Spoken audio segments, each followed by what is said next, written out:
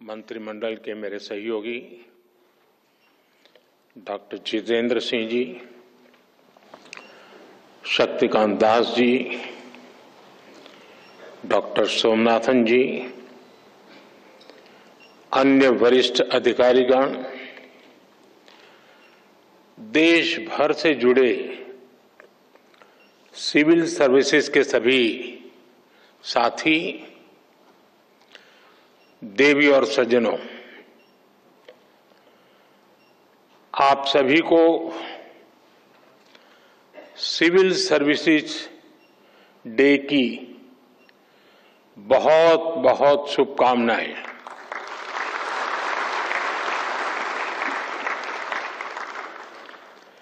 इस बार का civil service day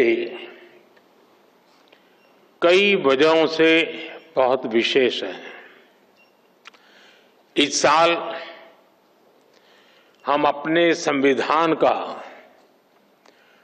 75वां वर्ष मना रहे हैं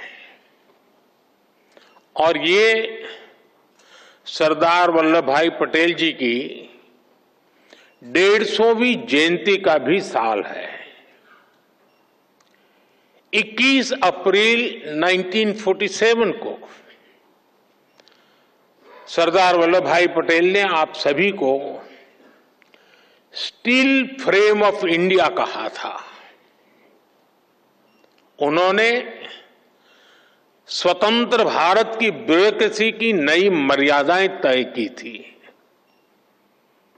एक ऐसा सिविल सर्वेंट जो राष्ट्र की सेवा को अपना सर्वोत्तम कर्तव्य माने,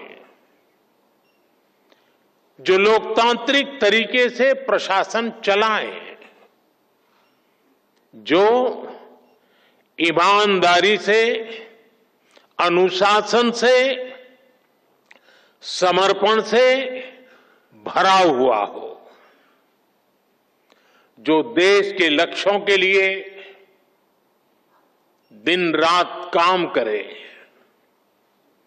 आज जब हम विकसित भारत बनाने के संकल्प के साथ आगे बढ़ रहे हैं,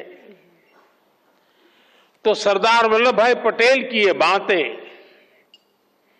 और ज्यादा प्रासंगिक हो जाती हैं। मैं आज सरदार साहब के विजन को नमन करता हूं और उनको भावभीनी श्रद्धांजलि भी देता हूं। साथियों, मंत्रिमंडल के मेरे सहयोगी डॉक्टर जितेंद्र सिंह जी, शक्तिकांत दास जी, डॉक्टर सोमनाथन जी, अन्य वरिष्ठ अधिकारीगण, देश भर से जुड़े सिविल सर्विसेज के सभी साथी, देवी और सज्जनों, आप सभी को सिविल सर्विसेज डे की बहुत बहुत शुभकामनाएं।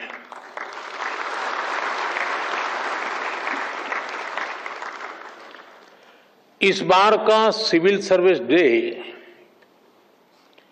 कई वजहों से बहुत विशेष है। इस साल हम अपने संविधान का 75वां वर्ष मना रहे हैं और ये सरदार वल्लभ भाई पटेल जी की 150वीं जयंती का भी साल है। 21 अप्रैल 1947 को सरदार वल्लभ भाई पटेल ने आप सभी को स्टील फ्रेम ऑफ इंडिया कहा था। उन्होंने स्वतंत्र भारत की ब्यूरोक्रेसी की नई मर्यादाएं तय की थी। एक ऐसा सिविल सर्वेंट जो राष्ट्र की सेवा को अपना सर्वोत्तम कर्तव्य माने, जो लोकतांत्रिक तरीके से प्रशासन चलाएं, जो ईमानदारी से, अनुशासन से, समर्पण से भरा हुआ हो, जो देश के लक्ष्यों के लिए दिन रात काम करे। आज जब हम विकसित भारत बनाने के संकल्प के साथ आगे बढ़ रहे हैं, तो सरदार वल्लभ भाई पटेल की ये बातें और ज्यादा प्रासंगिक हो जाती हैं। मैं आज सरदार साहब के विजन को नमन करता हूं और उनको भावभीनी श्रद्धांजलि भी देता हूं। साथियों, आज हम पूरी दुनिया को तेज गति से बदलते हुए देख रहे हैं। अपने परिवार में भी आप देखते होंगे कि परिवार में अगर 10-15 साल का बच्चा है और जब उससे बात करते हैं तो आप फील करते हैं आप आउटडेटेड हैं। ये इसलिए होता है क्योंकि समय बहुत तेजी से बदल रहा है। हर 2-3 साल में गैजेट्स कैसे बदल रहे हैं, कुछ समझे सीखे उसके पहले नया आ जाता है। हमारे छोटे छोटे बच्चे इन तेज बदलावों के साथ बड़े हो रहे हैं। हमारी ब्यूरोक्रेसी, हमारा कामकाज, हमारी पॉलिसी मेकिंग भी पुराने ढर्रे पर नहीं चल सकती। इसलिए 2014 के बाद से देश में व्यवस्था परिवर्तन का एक बहुत बड़ा महायज्ञ शुरू हुआ है। हम इस तेज स्पीड के साथ खुद को तेजी से ढाल रहे हैं। आज भारत की एस्पिरेशनल सोसाइटी, भारत के युवा, भारत के किसान, भारत की महिलाएं, उनके सपनों की उड़ान आज जिस ऊंचाई पर है वो वाकई अभूतपूर्व है। इन अभूतपूर्व आकांक्षाओं की पूर्ति के लिए अभूतपूर्व गति भी आवश्यक है। आने वाले वर्षों में भारत कितने ही बड़े बड़े पड़ावों से गुजरेगा। एनर्जी सिक्योरिटी से जुड़े लक्ष्य, क्लीन एनर्जी से जुड़े लक्ष्य, स्पोर्ट्स से लेकर के स्पेस को लेकर, यानी ऐसे अनेक नए लक्ष्य हर सेक्टर में देश का परचम और नई ऊंचाइयों पर लहराना है। और ये मैं बात करता हूं तब, और देश जब सोचता है तब हर किसी की नजर आप पर है, भरोसा आप पर है, बहुत बड़ा दायित्व आप सब मेरे साथियों पर है। आपको जल्द से जल्द भारत को दुनिया की तीसरी सबसे बड़ी इकोनॉमी भी बनाना है। इस काम में विलंब न हो, ये हम सभी को सुनिश्चित करना है। साथियों, मुझे खुशी है कि इस बार सिविल सर्विसेज डे के theme holistic development of India रखी गई है। ये सिर्फ एक थीम नहीं है, ये हमारा कमिटमेंट है। देश की जनता से हमारा वादा है। होलिस्टिक डेवलपमेंट ऑफ इंडिया यानी no village left behind, no family left behind, no citizen left behind. असल प्रगति का मतलब छोटे बदलाव नहीं, बल्कि फुल स्केल इंपैक्ट होता है। हर घर में क्लीन वाटर, हर बच्चे को क्वालिटी एजुकेशन, हर एंटरप्रेन्योर को फाइनेंशियल एक्सेस और हर गांव को डिजिटल इकोनॉमी का लाभ।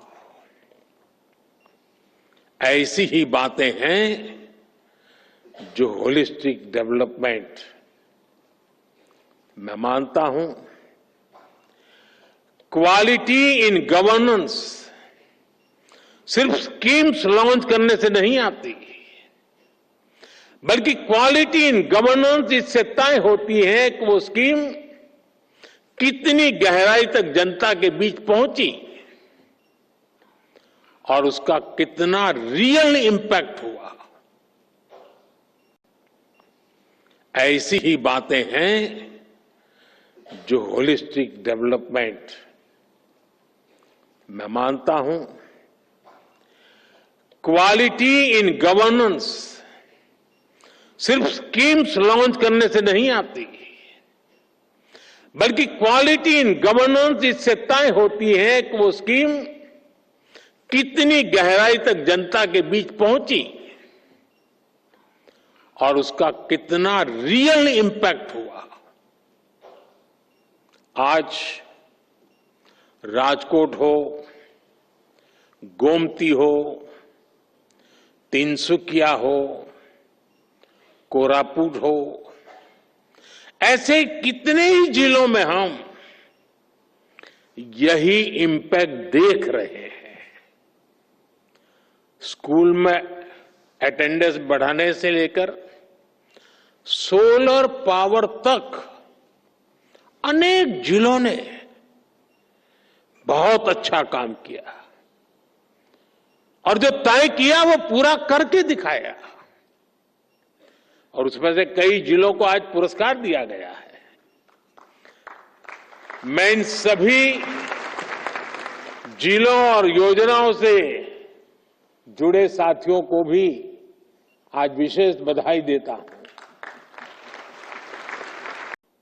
आपसे एस्पिरेशनल डिस्ट्रिक्ट की कई बार चर्चा हुई है, लेकिन एस्पिरेशनल ब्लॉक्स की सफलता भी उतनी ही शानदार है। आप जानते हैं, ये प्रोग्राम 2 साल पहले जनवरी 2023 में लॉन्च हुआ था। सिर्फ 2 साल में इन ब्लॉक्स ने जो बदलाव दिखाए हैं वो अभूतपूर्व है। इन ब्लॉक्स में हेल्थ, न्यूट्रिशन, सोशल डेवलपमेंट और बेसिक इंफ्रास्ट्रक्चर के कई इंडिकेटर्स में शानदार प्रगति हुई है और कुछ स्थान पर तो राज्य की एवरेज से भी आगे निकल गए हैं। राजस्थान के टोंक जिले के पीपलू ब्लॉक में 2 साल पहले आंगनवाड़ी सेंटर्स में बच्चों की मेजरमेंट एफिशिएंसी सिर्फ 20% थी। अब ये 99% से भी ज्यादा हो गई है। बिहार के भागलपुर में जगदीशपुर ब्लॉक है। वहां पहली तिमाही में ही गर्भवती महिलाओं का रजिस्ट्रेशन पहले सिर्फ 25% था, अब ये बढ़कर 90% से ज्यादा हो गया है। जम्मू कश्मीर के मारवाह ब्लॉक में इंस्टीट्यूशनल डिलीवरी की पहले 30% थी, जो बढ़कर के 100% हो चुकी हैं। झारखंड के गुरडी ब्लॉक में नल से जल का कनेक्शन 18% से बढ़कर के 100% हो गया है। ये सिर्फ आंकड़े नहीं है, ये लास्ट माइल डिलीवरी के हमारे संकल्प की सिद्धि को दिखाता है।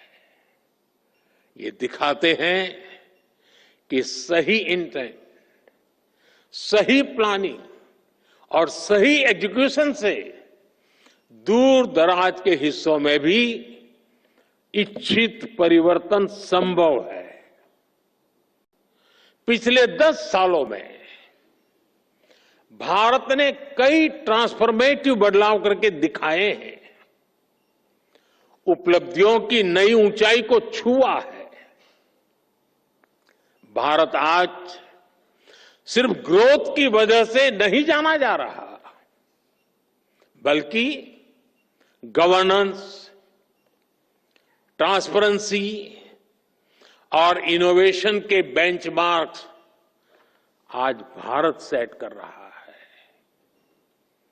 G20 प्रेसिडेंसी भी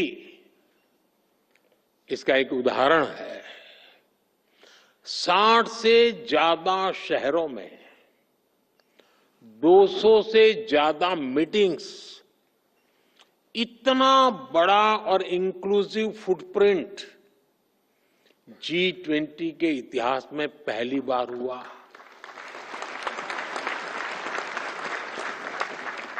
और यही तो होलिस्टिक अप्रोच है।